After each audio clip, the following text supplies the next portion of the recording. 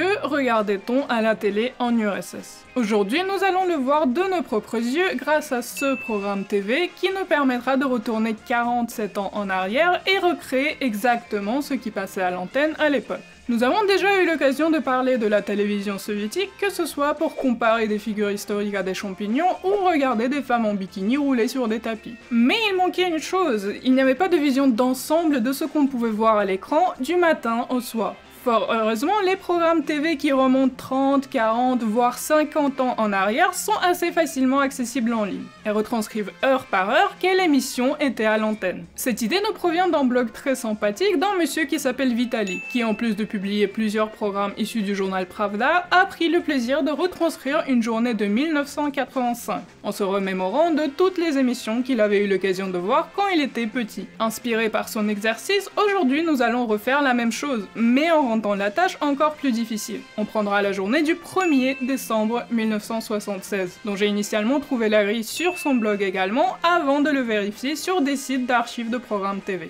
Donc un grand merci à Vitali pour l'inspiration. Voici donc ce fameux programme du mercredi 1er décembre 1976. Sans même parler le russe, vous pouvez constater qu'il était divisé en 4 parties qui correspondaient chacune à une chaîne. Il faut savoir que le nombre de chaînes variait énormément en fonction de la région de l'URSS, car c'était un vrai défi technologique d'essayer de couvrir l'entièreté de ce gigantesque pays. Ici, nous avons un programme classique en vigueur entre 1975 et 1982 avant que les chaînes ne soient réarrangées. Nous avons ainsi la chaîne 1 principale d'ordre général et interrépublicaine, ce qui veut dire qu'elle était diffusée dans toutes les républiques de l'Union. La 2, à l'époque conçue comme une chaîne régionale de Moscou et ses environs, la 3 éducative à destination d'élèves et de leurs parents, et la 4 qui souvent servait de retransmission aux émissions de la première. Vous voyez que le programme commence seulement à 18h30. Pour notre reconstitution, nous allons donc prendre la 1, la plus généraliste et donc la plus représentative de ce que la télévision soviétique pouvait offrir. La journée démarre à 9h10 du matin, et pour commencer en pleine forme, on débute par un peu d'exercice. L'entraînement matinal était une véritable institution en Union soviétique. En russe, il est même désigné par un terme spécifique, Zaryadka, ce qui peut être littéralement traduit par la recharge, l'idée étant de s'emplir d'énergie pour toute la journée. Et quand je dis que c'était une véritable institution, ce n'est pas une exagération. La pratique de l'entraînement matinal était délibérément cultivée au niveau national. Des sessions d'exercices guidés étaient diffusées à la radio déjà à partir de la fin des années 20, et avec le développement de la télévision, elles ont progressivement migré vers un format vidéo. Les exercices étaient développés par des spécialistes et étaient encouragés dans tous les domaines de la vie, de la maternelle à l'usine où des pauses étaient prévues pour un étirement collectif. Par définition, la Zaryadka consiste d'une série d'exercices assez simples et accessibles à tous les niveaux, conçus tout simplement pour réveiller l'organisme et faire circuler le sang dans le corps. Bien qu'on ait des enregistrements de gymnastique matinale des années 70, il s'agit surtout des programmes radio, animés par le présentateur légendaire Nikolai Gordeev qu'on appelait l'entraîneur des millions. Il n'est pas très clair d'après notre grille si le créneau indiqué était réservé pour ce genre d'entraînement audio sans image, ou bien si les formats vidéo existaient mais juste n'ont pas été préservés. Dans tous les cas, pas de panique car l'enchaînement des exercices n'a quasiment pas changé au fil des décennies. Nous allons donc faire un bond 12 ans en avant et regarder l'émission de gymnastique matinale du 21 décembre 1988, animée par Larissa Petrik, championne olympique de gymnastique. Le format est tout à fait similaire à ce qu'on entendait à la radio dans les années 70, jusqu'à même l'accompagnement au piano. En plus, nous sommes en plein thème hivernal, parfait pour une journée de décembre. C'est parti!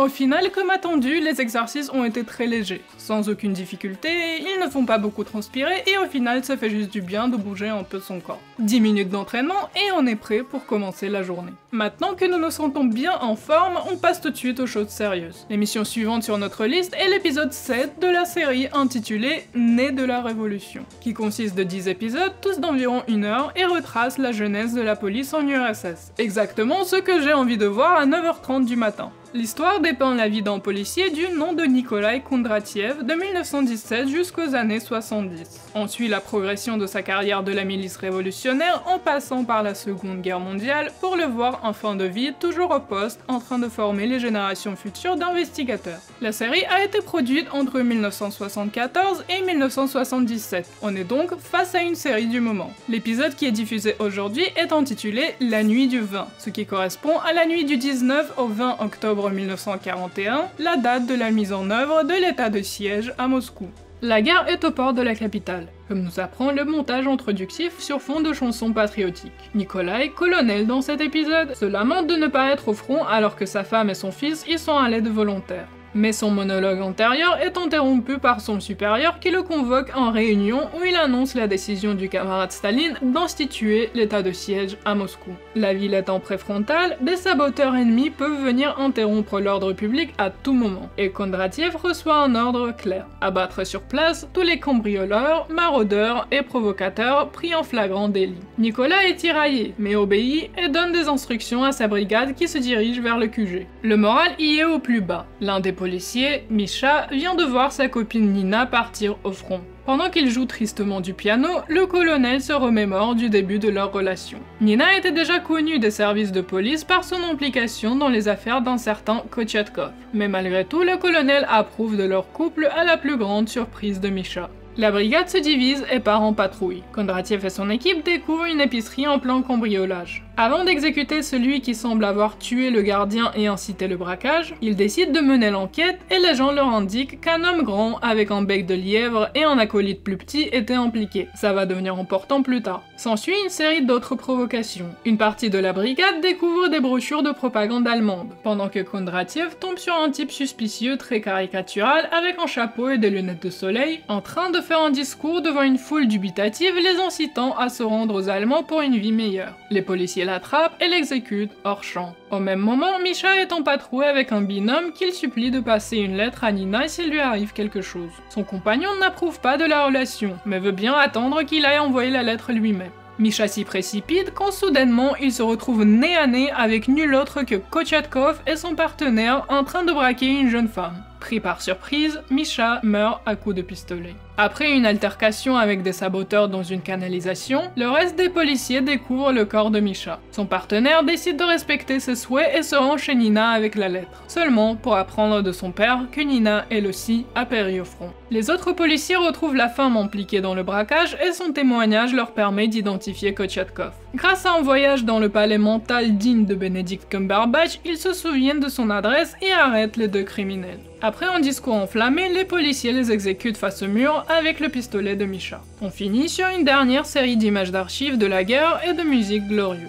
L'épisode est manifestement motivé par la volonté de mettre en valeur la contribution de la police soviétique à la défense du pays pendant la guerre. La narration de l'épisode est en permanence ramenée à son contexte historique, avec des images d'archives et des chiffres des forces de l'ordre parties au front. Le déclencheur de l'épisode, l'ordre de tirer à vue, est au final assez peu exploité. Sur les moultes malfaiteurs qu'ils affrontent ce jour-là, ils abattent 3 personnes, dont 2 sont des criminels de carrière déjà établis plus tôt dans la série, responsables du meurtre du personnage de Misha pour qui on imagine le spectateur aurait de l'affection. Et en même temps, la seule autre personne à être exécutée est le propagandiste, ce qui nous donne un certain aperçu de quelle catégorie de crime était considérée comme véritablement grave. Et vu la date de la production, cela n'a peut-être rien d'étonnant. Malgré ce qu'on pourrait croire en voyant les parades militaires pompeuses qui ont lieu tous les ans sur la place rouge, la Seconde Guerre mondiale n'a pas toujours été ce mythe fondateur de l'Union soviétique. Les célébrations du jour de la victoire ont été arrêtées déjà en 1948 et ont été ressuscitées seulement sous Brejnev en 1965.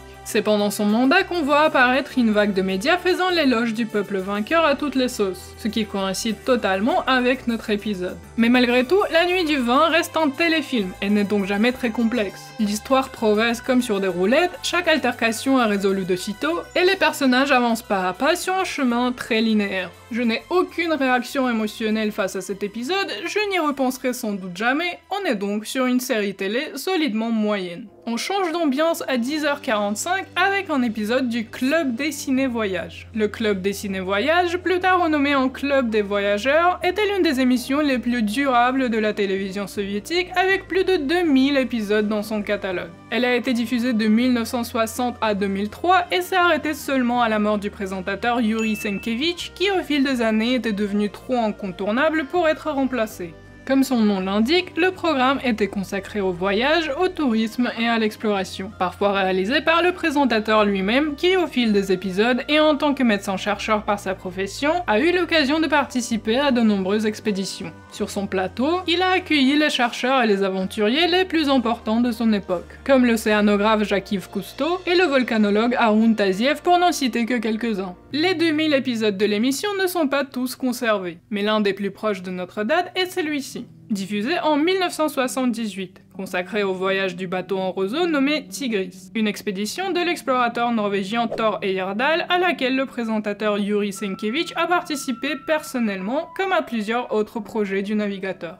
On assiste ici à l'épisode concluant le voyage, le premier après le retour de Senkevich où il raconte en détail comment l'expédition s'est déroulée. L'émission est filmée dans un cadre posé très classique, avec deux présentateurs sur un simple fond bleu, Senkevich et l'ancien présentateur Ignatiev, qui le remplaçait pendant le voyage. Senkevich nous explique l'objectif de l'expédition. On sait que les Sumériens naviguaient sur des bateaux en roseau, mais le consensus de l'époque était que ce genre d'embarcation ne leur permettait pas de réaliser de longs voyages en haute mer. Thor Heyerdahl, anthropologue et archéologue qui avait déjà réalisé plusieurs expériences avec des copies de bateaux antiques, a voulu prouver que c'était possible. En plus de l'intérêt scientifique, Heyerdahl est un homme animé par des ambitions pacifistes. L'expédition a été réalisée par une équipe internationale d'11 hommes de différents pays sous le drapeau de l'ONU, un détail qui va devenir très important plus tard. Senkevich raconte la genèse et le déroulement du projet. La construction du bateau sur place en Irak, sa mise à l'eau, puis chaque étape majeure du chemin parcouru. Le voyage est loin d'être un sans faute. Il s'arrête constamment pour faire des réparations, et le bateau par sa construction est difficile à diriger. Les vagues du golfe Persique l'emportent loin du trajet prévu, ce qui les oblige à envoyer un signal de détresse et se faire secourir par un navire soviétique qui patrouille dans la zone. Malgré toutes les difficultés, il progresse, en s'arrêtant pour consulter des recherches archéologiques qui se mènent dans la région. À bord, tous les membres de l'équipage doivent assumer le rôle de matelot et aident à la navigation et au maintien du bateau. Dans le studio, Senkevich montre l'équipement qu'ils utilisaient, dont sa trousse médicale dont ils se servaient quasiment tous les jours, tellement les blessures étaient fréquentes. Les péripéties ne s'arrêtent pas là, car Tigris n'est pas adapté pour le monde moderne. Le golfe Persique abrite des plateformes pétrolières qui ne sont pas illuminées la nuit, ce qui rend la navigation extrêmement difficile. Mais l'étape la plus dangereuse du voyage est la mer d'Oman, un carrefour de route maritime. Cette traversée a été l'une des nuits les plus effrayantes de sa vie pour Senkevich, car plusieurs fois, le petit bateau en roseau s'est retrouvé nez à nez avec un navire moderne. Il se dirige vers Karachi au Pakistan, traversant ainsi l'océan Indien, ce qui démontre l'hypothèse d'une possible connexion entre la Mésopotamie et la vallée de l'Indus. À partir de là, ils mettent le cap sur Djibouti, mais ils ne savent pas encore que ce sera la dernière étape de leur voyage. Pendant le rapprochement de la Corne de l'Afrique, ils commencent à recevoir des messages d'alerte leur déconseillant fortement de s'approcher de la zone. Et à l'arrivée, ils se retrouvent entourés de navires militaires internationaux dans ce qu'on appellera plus tard la guerre de l'Ogaden, entre le Somalie et l'Éthiopie. Thor Heyerdahl, vétéran de la Seconde Guerre mondiale résolument pacifiste, est dépité par ce qu'il voit. Et en guise de protestation, il décide donc de brûler Tigris. Le reportage s'arrête longuement sur les images de l'équipage, qui observe sur la côte pendant que les flammes engloutissent le bateau. Le bilan de l'expédition est positif malgré la fin dramatique. Le voyage a duré 144 jours durant lesquels Tigris a parcouru 7000 km en haute mer, ce qui prouve que la navigation longue pouvait être possible à l'époque sumérienne. Senkevich est un présentateur très objectif et méticuleux. Pendant 1 heure, il raconte le voyage en détail dans un vrai compte-rendu précis et honnête. Il a sur lui son journal de bord qu'il consulte durant l'émission pour donner des détails plus précis sur des jours spécifiques. Il reste si neutre malgré son implication personnelle dans le projet que l'autre présentateur, Ignatiev, le défie sur son ton un peu trop calme et le pousse à parler plus directement de ses émotions, des moments où il avait peur pour sa vie, des conflits inévitables au sein de l'équipage et de la tristesse de voir le bateau partir en flammes, ce qui apporte une touche personnelle manquante à son témoignage. Bien que le Club des Ciné-Voyages est une émission un peu sèche selon les critères actuels de la télévision, ce n'est pas étonnant qu'énormément de spectateurs de l'époque l'attendaient toujours avec impatience et en gardent des souvenirs très positifs. Et pour continuer sur cette lancée éducative, à 14h30 nous avons Ton labeur, ta hauteur, un film documentaire sur l'avancement de l'économie et de l'industrie entre 1973 et 1974. Et oui, c'est tout aussi excitant que ça en a l'air. Après une introduction pompeuse sur l'homme avec un grand H qui, tel un fleuve qui laisse sa trace dans la vallée qu'il traverse, construit son propre environnement, on nous explique que bien que l'année 1973 fut rude,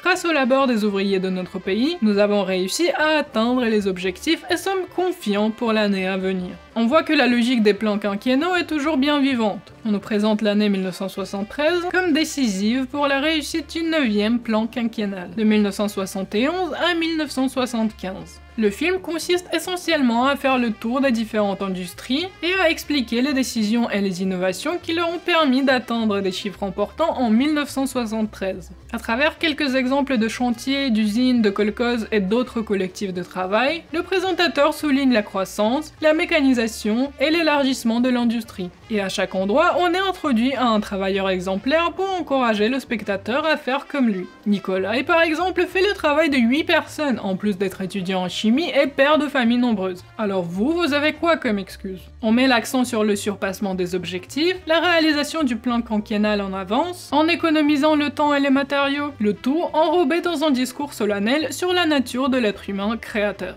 On chante le progrès technique, l'automatisation de l'agriculture et la mise en exploitation des terres jusqu'ici vierges, sans oublier de rattacher ses succès au 24e congrès du parti. Étant connu, on se félicite des réussites sur la scène internationale en nous montrant le congrès mondial des forces de la paix qui a eu lieu à Moscou en 1973. Alors là, nous avons un moment intéressant en rétrospective. On voit la tristement célèbre usine d'Azovstal à Mariupol pendant ses années d'activité. Ils viennent d'inaugurer une machine unique en URSS, le Stan 3600, un énorme laminoir qui sert à transformer le métal en feuilles. Entre les présentations de nouvelles machines et la récompense des meilleures brigades des bâtisseurs, on a aussi des interviews des travailleurs qui sont tous très enthousiastes des nouveaux plans proposés par le parti. Et il n'y en a pas un seul qui ne lit pas un texte. La voix off n'hésite pas à nous rappeler notre responsabilité personnelle dans l'avenir du pays. Si tu fais mal ton travail, tu nuis activement à tes collègues, et donc à l'usine, et donc à l'URSS. Le travail est présenté comme un combat. La réussite du plan est une victoire. L'agriculture est une lutte entre la nature et l'homme soviétique qui refuse de se faire limiter par les intempéries. Bien sûr, pour compléter le bingo du travail socialiste, on ne pouvait pas se passer de Stakhanov, même si ça reste très passager. Et другой рекордсмен,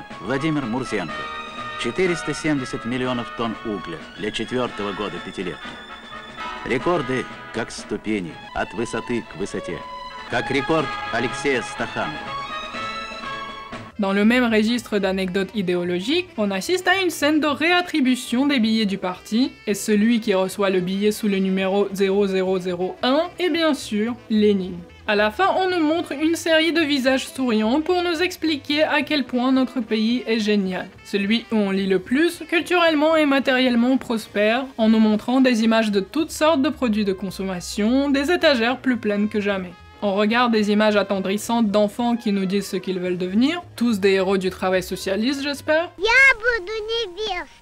Pour finir de nouveau sur un montage des belles structures industrielles. Ce que tu donnes au plan quinquennal, le plan quinquennal te rend. Et c'est enfin fini. De toute cette journée, ce documentaire a été le plus difficile à regarder jusqu'à la fin. Essentiellement, c'est un pamphlet politique sous forme de film, triomphaliste et vide de sens. Tout ce qu'il contient, c'est des discours pompeux, l'autofélicitation en permanence et des leçons de morale insistant pour que les spectateurs en fassent toujours plus pour le parti, comme tel ou tel qui a réalisé son plan quinquennal en un an et compte en réaliser un deuxième d'ici 1975. Les passages dans chacune des industries n'apportent rien d'autre que des chiffres secs et inutiles sur les rendements de blé et le nombre de briques posées, des détails techniques sans intérêt pour tous ceux qui ne sont pas directement concernés par la profession, et des discours forcés de travailleurs qui galèrent avec le texte qu'on leur a demandé de lire. C'est ce genre d'émission dont les internautes se remémorent avec sarcasme en déplorant l'état de la télévision de l'époque. N'empêche, et pour en tirer au moins quelque chose de positif, qu'à force de chercher la définition de tous ces termes qu'ils utilisent pendant le film, des mots qui viendraient peut-être naturellement à quelqu'un de l'époque, j'ai beaucoup appris sur leur système d'organisation du travail.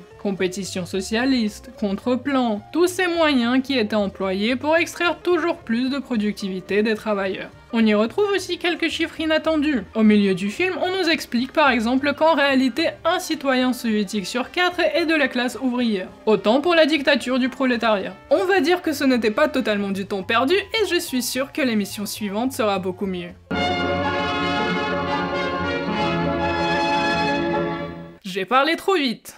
Le film pour enfants Bonjour Moscou que nous regardons à 15h10 est sans doute ce que les personnes éloignées du sujet s'imaginent quand ils entendent télévision soviétique. Sorti en 1945, il ouvre sur un grand spectacle de présentation des ateliers artistiques de plusieurs écoles de formation industrielle, qui étaient des écoles rattachées aux usines où les élèves recevaient une formation ouvrière pratique. Parmi les spectateurs, dans la loge, on distingue deux hommes. Le directeur de l'une des écoles, venu à Moscou de la ville de Dolsk, et son ami, un écrivain cynique récemment revenu du front que le directeur essaie de convaincre d'écrire un scénario consacré à ses élèves. L'écrivain est sceptique, pensant qu'il n'y a aucune intrigue à tirer de la vie des écoliers. Le directeur lui raconte alors comment ses élèves ont réussi à être sélectionnés pour le spectacle, ce qui débouche sur un récit dans un récit digne d'un roman policier sur la recherche d'un accordéon volé. Les élèves de Dolsk voudraient vraiment être sélectionnés pour le spectacle de Moscou, mais leurs répétitions ont été interdites et ils n'ont pas d'accordéon pour se réunir en secret. Par chance, ils reçoivent un nouveau professeur, Nikanor Ivanovitch, un vieil ouvrier récemment remis d'une maladie venu avec sa petite fille Tania. Et la possession la plus chère du vieillard est justement un accordéon qu'il garde de son camarade péri pendant la Révolution. Ce qu'il ne sait pas, c'est que pendant qu'il était cloué au lit, Tania a loué l'accordéon à un musicien de leur centre de jeunesse local, pour avoir de quoi se nourrir, et n'a découvert que trop tard que la mallette à accordéon qu'il lui a rendue était remplie de briques, et le voleur avait fui la ville. Fort heureusement, ce dernier n'est allé nulle part ailleurs qu'à Dolsk, où il passe ses journées dans un bar et par ironie du sort, loue l'accordéon à nos écoliers qui veulent répéter pour leur spectacle. Très rapidement, Nikanor Ivanovitch se rend compte de la disparition de son accordéon et conclut naturellement qu'il a dû être volé par ses élèves. Après une série de péripéties, le malentendu est résolu et de retour au présent, nous assistons au numéro des élèves de Dolsk avec le fameux accordéon et l'écrivain accepte d'écrire le scénario qu'il appellera bien sûr Bonjour Moscou.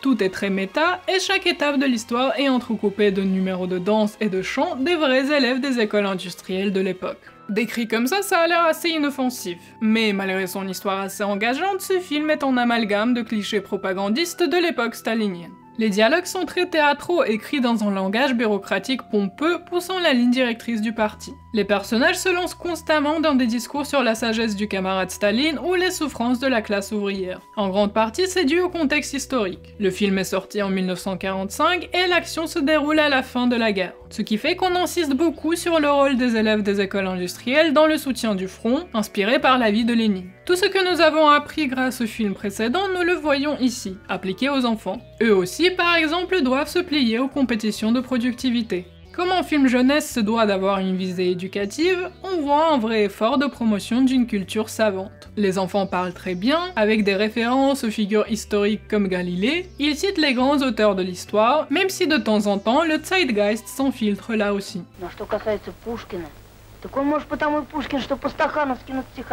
Malgré ces détails qui crèvent quand même pas mal les yeux, ce film n'a pas été aussi indigérable que le précédent. La construction de l'histoire à la manière d'un détective est assez captivante, Et si on enlève les froufrous idéologiques, nous avons un film jeunesse assez sympathique et avec une bonne morale. Et tiens, vu qu'on a parlé de culture savante, l'émission suivante devrait nous régaler. Sauf qu'à 16h45, nous rencontrons notre premier vrai problème d'archives. Le programme indique que nous regardons Science aujourd'hui, ce qu'on devine être l'une des nombreuses émissions en URSS consacrées à la science. Mais malheureusement, il n'en reste quasiment aucune trace sur internet. Mais on n'abandonne pas aussi vite, car des émissions scientifiques, il y en avait à l'appel. Et l'une des plus populaires était L'évident et l'incroyable, l'un des plus grands succès de la télévision soviétique qui présentait la science comme un élément inséparable de nos vies quotidiennes. Tout comme le club des ciné-voyages, elle avait elle aussi un présentateur titulaire légendaire, Sergei Kapitsa, qui avant d'être journaliste était surtout docteur en physique. Et ça tombe bien vu que l'un des épisodes les plus mémorables de L'évident et l'incroyable est justement sorti en 1976. Il s'agit de l'épisode consacré au triangle des Bermudes.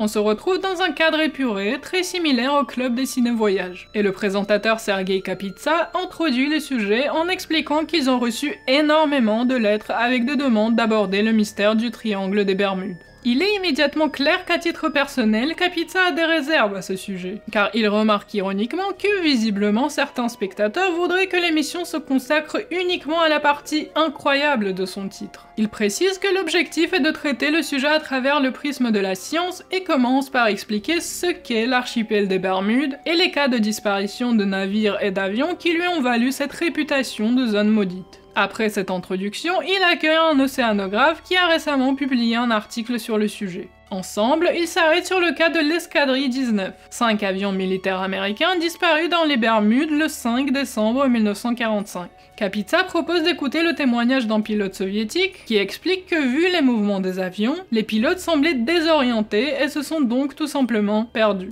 L'invité au studio n'est pas d'accord et affirme qu'une éruption solaire aurait eu lieu ce jour-là et aurait pu créer un orage magnétique qui mettrait le matériel de navigation à bord en panne. Kapitsa est sceptique, lui rétorquant que ce genre d'équipement est plus résistant que ça et que les orages magnétiques affectent le monde entier et pas juste la région des Bermudes. Il nous fait écouter une autre interview de 2 pilotes soviétiques qui parlent de conditions climatiques difficiles dans la région, mais qu'ils trouvent normales dans les tropiques en général. Kapitsa revient à un autre point abordé dans l'article. L'auteur nous raconte alors l'histoire d'un avion de ligne qui aurait disparu des radars pendant 10 minutes, puis à l'arrivée à destination, on aurait constaté un décalage des horloges à bord et au sol de cette exacte durée. Il interprète cet incident comme un saut dans le temps qu'il essaie d'expliquer par la relativité d'Einstein. Mais Kapitsa lui rappelle encore une fois qu'on ne tire pas de telles conclusions sans preuves très solides, et insinue que c'est irresponsable par rapport au public. Ils arrêtent la partie aviation et passent aux interviews des marins qui témoignent des difficultés de communication et de la météo imprévisible dans la région. Mais tout comme les pilotes, ils n'ont vécu aucune expérience surnaturelle.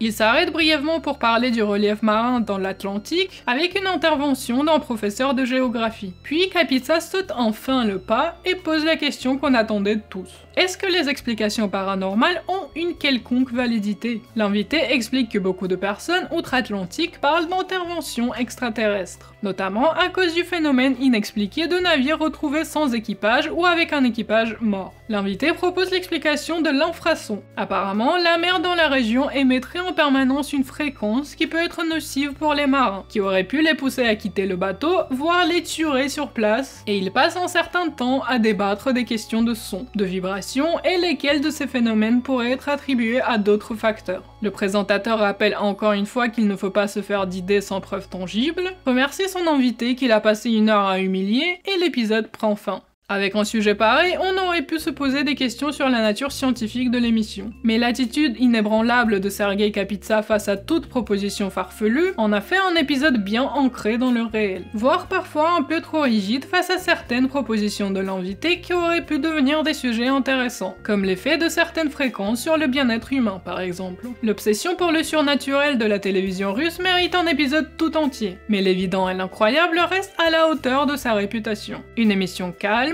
informative et rigoureuse.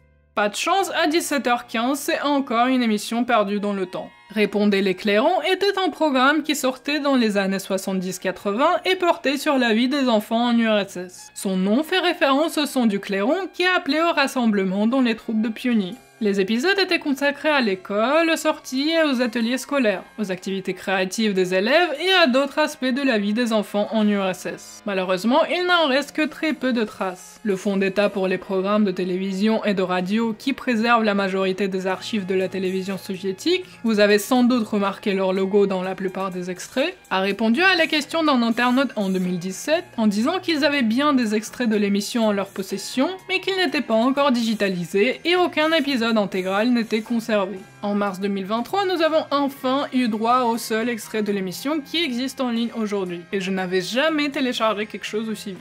L'extrait en question est une interview d'une jeune fille qui vient d'obtenir la médaille pour le sauvetage de la noyade. Elle explique comment elle a secouru une enfant plus jeune lors de sa baignade dans un lac. La fille a l'air timide et répond assez brièvement, ce qui n'est pas aidé par le journaliste qui a une attitude assez condescendante. Ну скажи, пожалуйста, дружные у вас ребята в классе?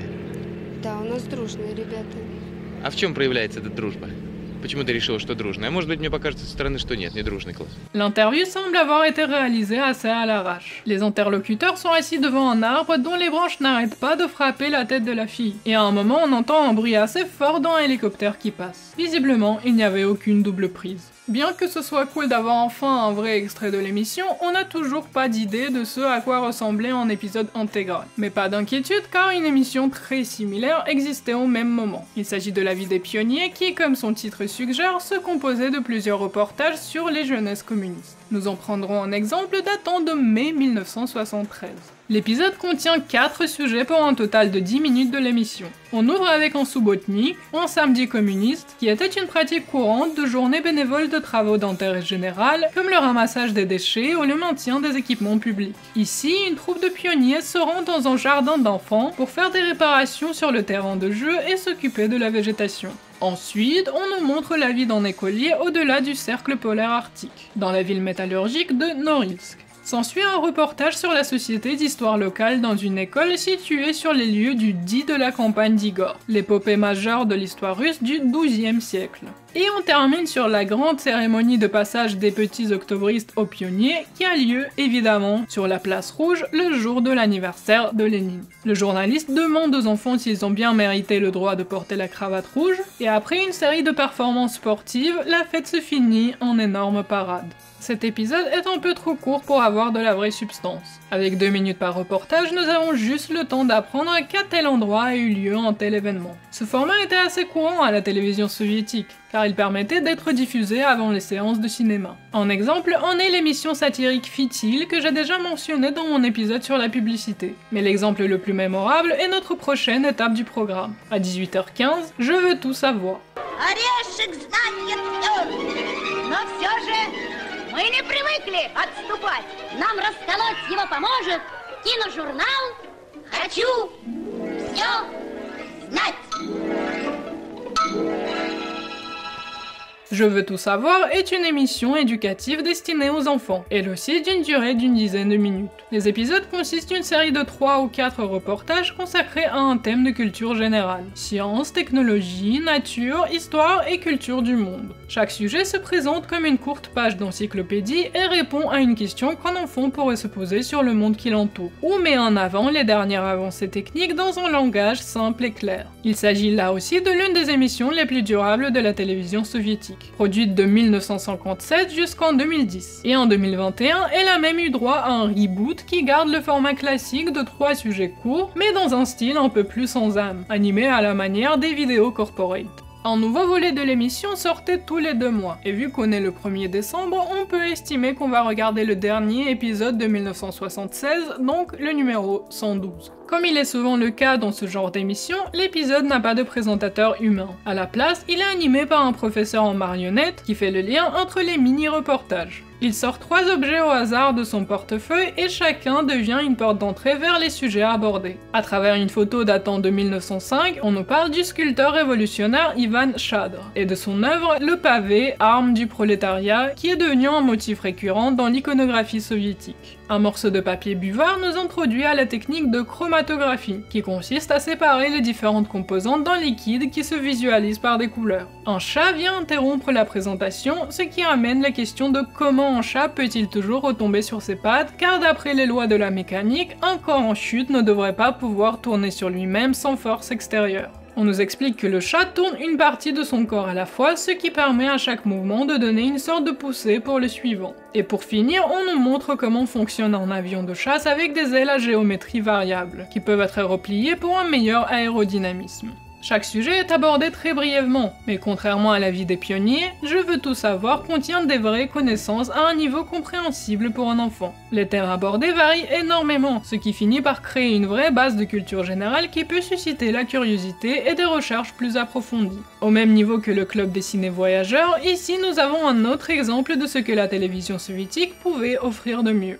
À 18h20, faisons une petite pause dans l'apprentissage pour un peu de beauté. Au programme, les danses et les chants du Laos. Cela n'a rien d'étonnant car hormis l'intérêt général envers les cultures du monde entier qu'on a déjà observé à la télévision soviétique, le Laos est à ce jour un pays communiste et faisait partie des États avec lesquels l'URSS avait des relations diplomatiques. Sans accès à l'enregistrement original, je vous propose de regarder des extraits de danse issus du documentaire sur les arts du Laos datant de 1982. Перед нами герои эпоса, благородный царевич Рама, в Лаосе его называют Пхалам. Это воплощение идеалов справедливости, добра и долга. Его жена Сида, брат и верный друг Пхалак. Злой демон Раван хочет украсть у Пхалам его жену Сиду. Сквозь густой лес он подкрадывается к спящим. На помощь к себе он призывает золотого оленя и поручает ему заманить в густую чащу Пхалам и Пхалак. Увидев прекрасного оленя, Сида уговаривает Пхалам поймать для нее диковинного зверя. Она дает Пхалам лук и стрелы, и он отправляется в лес. Олень заманивает героев в чащу леса, и как только Пхалам скидывает лук, сзади внезапно появляется злой демон Раван и стрелой ранит Пхалам. Думая, что теперь Сида осталась без своих верных друзей, Раван хочет силой заставить Сиду стать его женой. Но в этот момент Равана настигает волшебная стрела Пхалак. Враг побежден. Сида и Пхалам спасены.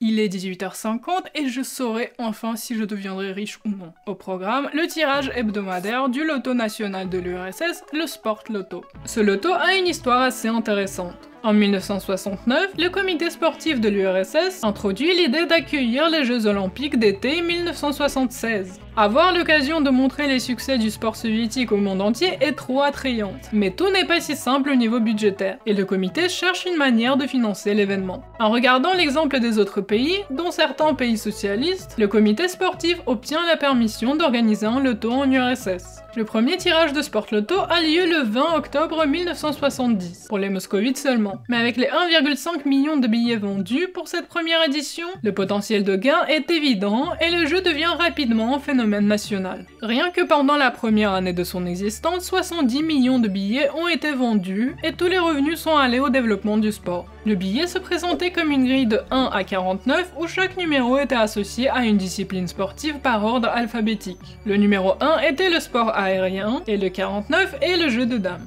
À partir de 1974, les tirages ont commencé à avoir lieu dans les studios de la télévision centrale et à être transmis sur la chaîne 1. Le plan a fonctionné à merveille. En 20 ans de son existence, le Sport Loto a rapporté plus de 100 milliards de roubles. Sur la période 1975-1976, où on se trouve actuellement, il couvrait jusqu'à 95% des dépenses du comité sportif de l'URSS. Et en y ajoutant la vente de journaux, le sport soviétique était entièrement en mesure de s'auto-financer. L'URSS n'a pas eu les JO de 1976, mais le loto a couvert plus d'un quart des dépenses totales des JO 80 qui ont fini par avoir lieu. Le Sport Loto est resté un phénomène culturel colossal, avec même un film du génie de la comédie soviétique Gaïdaï intitulé Sport Loto 82, qui lui a été commandité à cause de la baisse de popularité inévitable suite au passage de l'Olympiade qui était sa première raison d'exister. Vous vous rappellerez peut-être d'avoir vu des extraits dans ma vidéo sur la pub soviétique. Le Sport Loto a été ressuscité à l'occasion des JO de Sochi et continue à exister aujourd'hui sous différentes formules.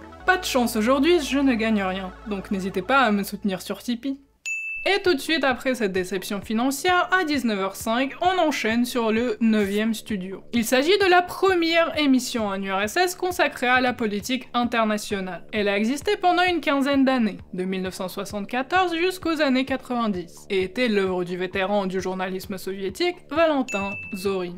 Zorin est un personnage extrêmement intéressant, vu par certains comme le plus grand propagandiste de l'URSS, et par d'autres comme celui qui a fait découvrir l'Amérique aux soviétiques. À propos de lui-même, il se disait soldat de la guerre froide, et il est grandement responsable de la vision qu'avaient les soviétiques des États-Unis pendant sa très longue carrière. En tant que journaliste, il a interviewé quasiment tous les grands acteurs de la seconde moitié du XXe siècle, de John F. Kennedy à Charles de Gaulle, d'Indira Gandhi à Ronald Reagan, en passant par les milliardaires et les grands magnats du pétrole comme Jean-Paul Getty ou Haroldson Hunt. Le 9e studio se présentait comme une table ronde d'une durée d'1 heure, un format qui à l'époque était nouveau pour la télévision soviétique. On raconte que quand Zorin a présenté l'idée de l'émission pour la première fois, la direction était sceptique, lui demandant s'il voulait vraiment montrer aux spectateurs 3-4 antellos assis à l'écran pendant 1 heure. À ses reproches, Zorin avait une réponse claire. Une personne intéressante, qui parle de manière intéressante de choses intéressantes, est le meilleur visuel qu'il peut y avoir. Et c'est ce qu'il a fini par créer.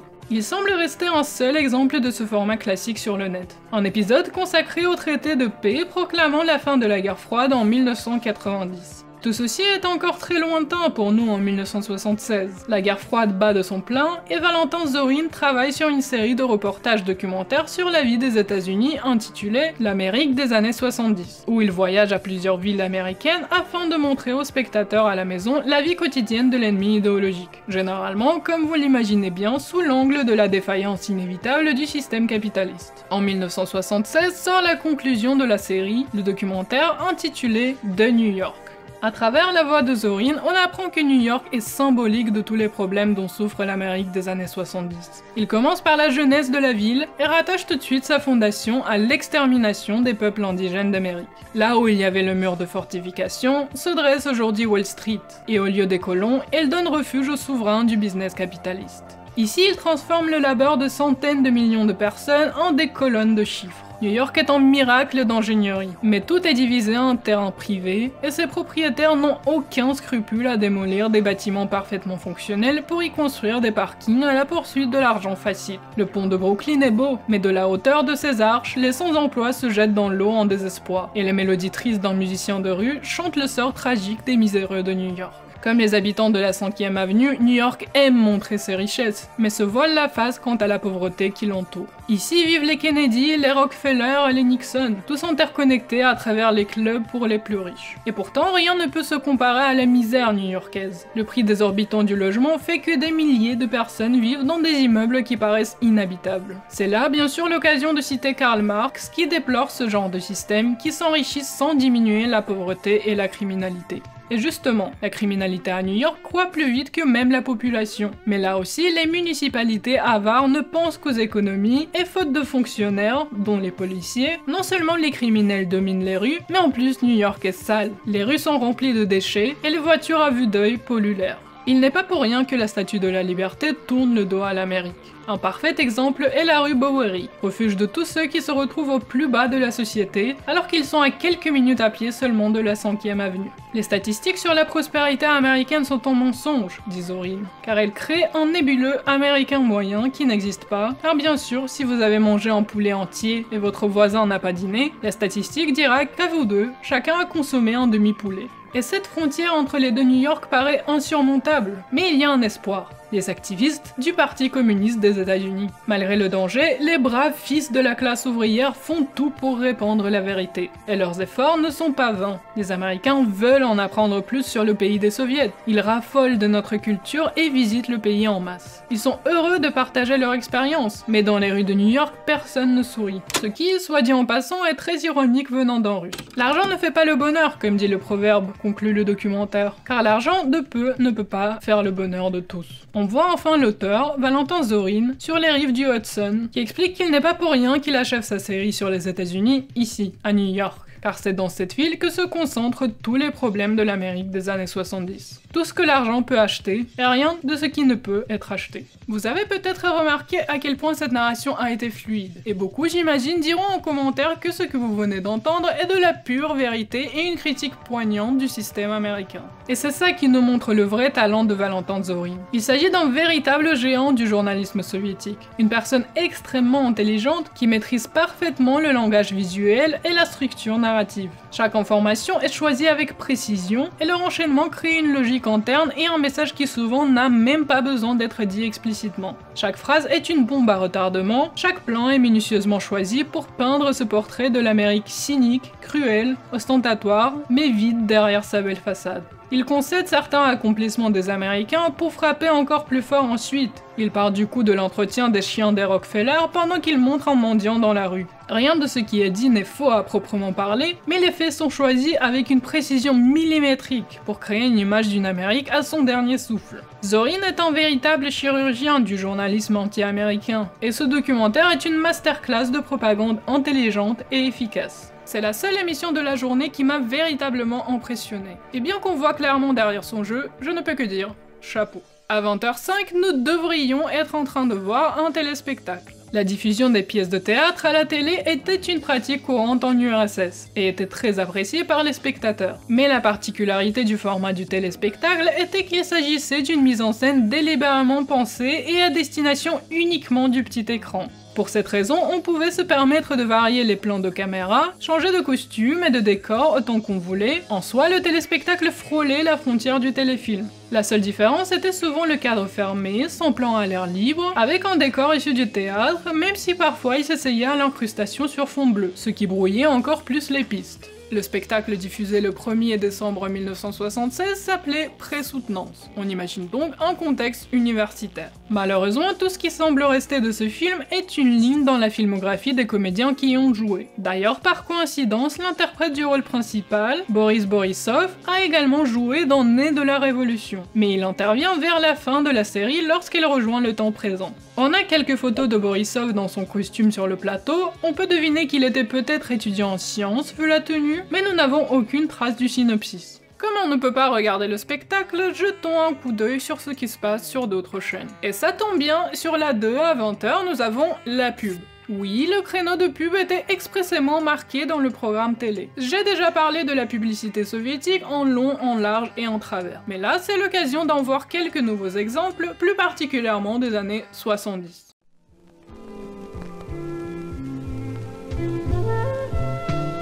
Наверное, об этом мечтают все родители. Мечты мечтами. А сейчас вашему мальчику просто необходима игрушка, с которой ему никогда не будет скучно. Детский металлический конструктор.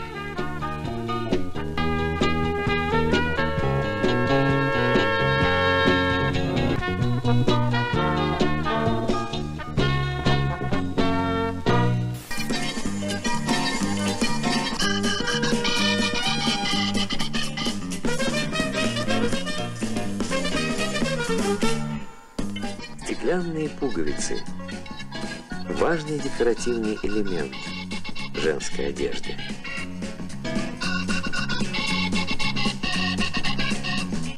Широкий ассортимент стеклянных пуговиц производит Зеленоградский завод. Полным ходом идет подготовка к Олимпиаде 80.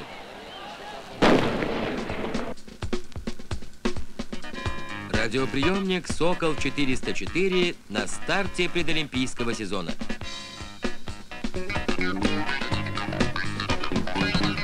Радиоприемнику «Сокол-404», обладающему высокими акустическими параметрами, присвоен диплом на право выпуска с олимпийской эмблемой.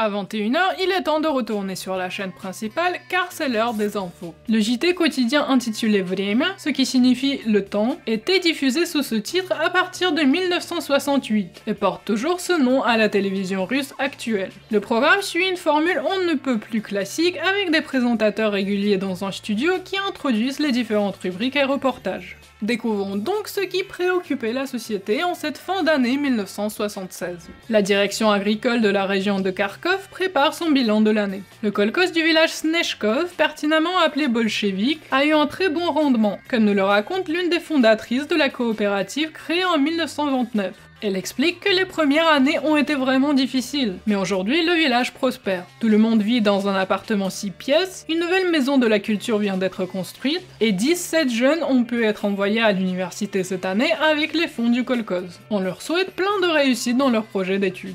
La construction du métro de Moscou continue. On nous montre les prolongations des lignes prévues, très intéressant à comparer avec le schéma du métro actuel. On assiste à la construction de la station marxiste ou marxiste, et on nous montre les esquisses des projets architecturaux qui sont toujours en cours de discussion pour le revêtement de la station. Le nouveau terminus de la ligne sera la station Novogireyevo, et cette branche du métro promet de nous y emmener en 10 à 12 minutes alors qu'en voiture ce trajet prendrait une demi-heure. Enfin, l'usine automobile nommée d'après Likhachev, ou le ZIL de son acronyme, fête la fabrication de son 200 millième camion. Un énorme rassemblement avec un orchestre de cuivre et des pancartes avec la tête de Brejnev se déroule dans l'enceinte de l'usine. Et les ouvriers prononcent des discours enflammés sur l'honneur d'avoir participé à cet accomplissement. Cette fin d'année 1976 n'est pas très riche en événements, bien que le 1er décembre, on se retrouve coincé entre deux moments marquants. Le 28 novembre, un accident aérien d'Aeroflot qui a emporté la vie des 73 personnes à bord, et le 5 décembre, l'une des rares manifestations politiques régulières en URSS, le meeting de la transparence, qui se réunissait chaque année en commémoration du premier qui a eu lieu en 1965. Les reportages sur ces événements ne semblent malheureusement pas conservés, donc on se contente de savoir que les kolkhozes prospèrent et que bientôt nous n'aurons plus besoin de marcher jusqu'à Novogireyevo. Le soir après les infos, c'est le temps des adultes, le temps des conversations sérieuses. Et ainsi le programme de la chaîne 1 s'achève à 21h30 sur une émission qui s'appelle Écran documentaire. D'après les descriptions et comme le titre suggère, l'émission consistait à diffuser des sujets documentaires, le tout animé par le grand poète de l'époque, Robert Rojdestvinsky, représentant de la génération des artistes 60ards dont j'ai déjà eu l'occasion de parler dans ma vidéo sur la science-fiction soviétique. Sa présentation s'accompagnait souvent de la lecture de ses poèmes et l'émission semble avoir été un vrai phénomène culturel, avec même des parodies à son égard par les humoristes de l'époque. Роберт Рождественский, но не как поэт, а как ведущий передачи «Документальный экран». Нынче день кинопанорамы. В этот день от людей не скрою, что я зря не послушался маму и не вырос кинозвездою. Я не Пушкин, не Бах, не Семашко, но в кино стремлюсь колоссально. Я отдал бы за роль Чебурашки весь écran свой документальный.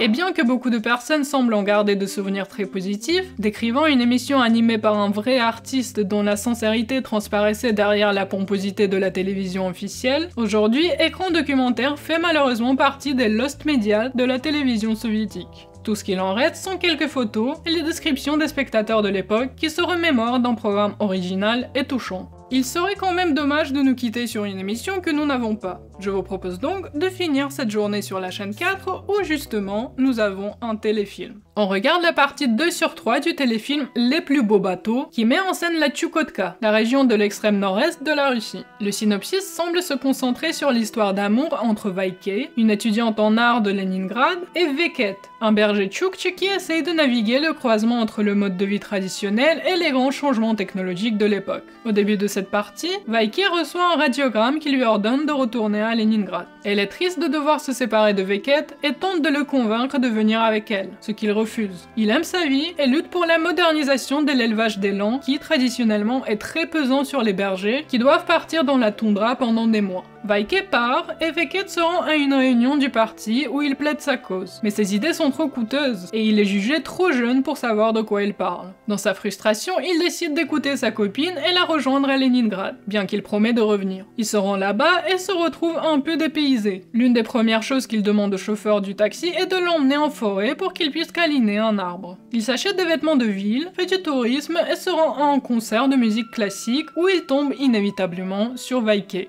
La musique le transporte dans une série de flashbacks et il se rend compte que ce même chef d'orchestre était venu à son village et a joué en concert sur des toiles étendues sur la plage. Les amoureux continuent à passer du temps ensemble à Saint-Pétersbourg jusqu'à l'exposition de la promo de Vaike où elle présente les tableaux qu'elle a peints à la Tchoukotka, ce qui rappelle encore une fois à Beckett où est sa maison et il lui annonce enfin qu'il ne restera pas à Leningrad avec elle. Il fait une métaphore qui explique le titre du film. Когда живешь на берегу моря, всегда кажется, что самые красивые корабли проходят мимо. И хочется бросить все, уйти вслед за ними и посмотреть, куда они держат путь.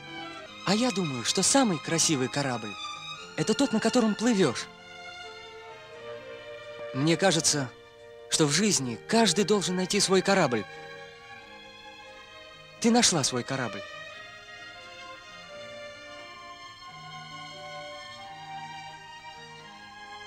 А мой корабль стоит в тундре и ждет меня. Et s'en va en laissant Vaike se remémorer de tous les beaux moments qu'ils ont passés ensemble. On finit sur une belle scène de danse traditionnelle et des navires qui se dirigent vers l'horizon.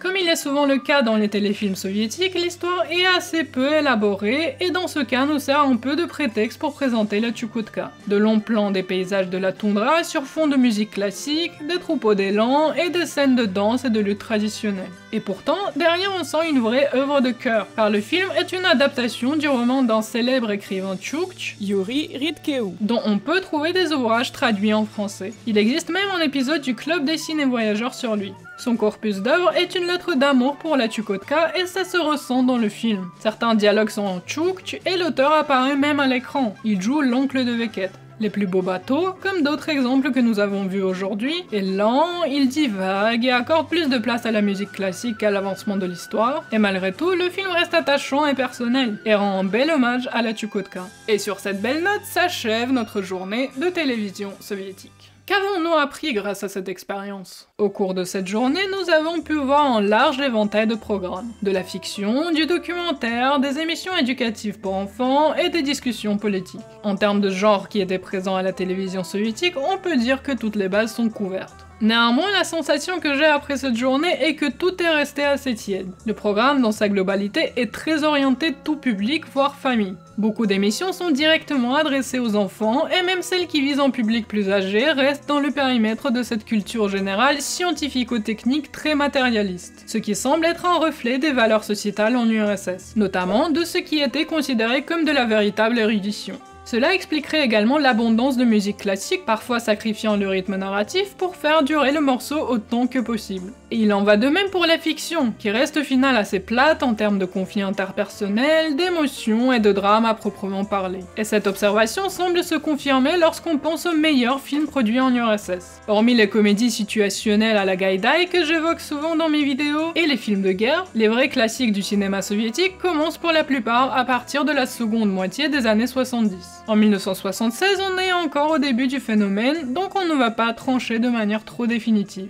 Ce envers quoi on peut être un peu plus critique est l'état technique de ces programmes, qui la plupart du temps ne volent pas très haut que ce soit en termes de plan, de concept d'émission ou de décor. Les deux formats les plus répandus sont soit le plan posé dans un studio avec un présentateur sur fond de couleurs simples, ou bien un reportage sur place avec une caméra à épaule. En dehors de la fiction, il semblerait que tout soit filmé en une seule prise. Les pauses et les bafouilles des présentateurs sont gardés dans le montage final.